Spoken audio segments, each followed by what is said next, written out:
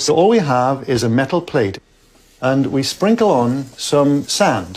What you see here is completely formless. In other words, there's no pattern at all.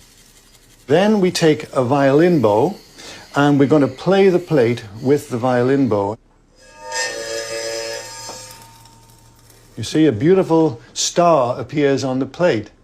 Now, that pattern that forms is basically the sound made visible, and it's kind of magic.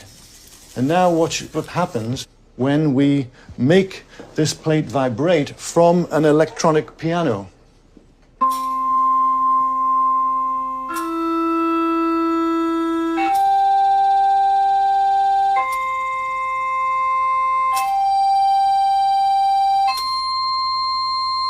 Isn't that neat?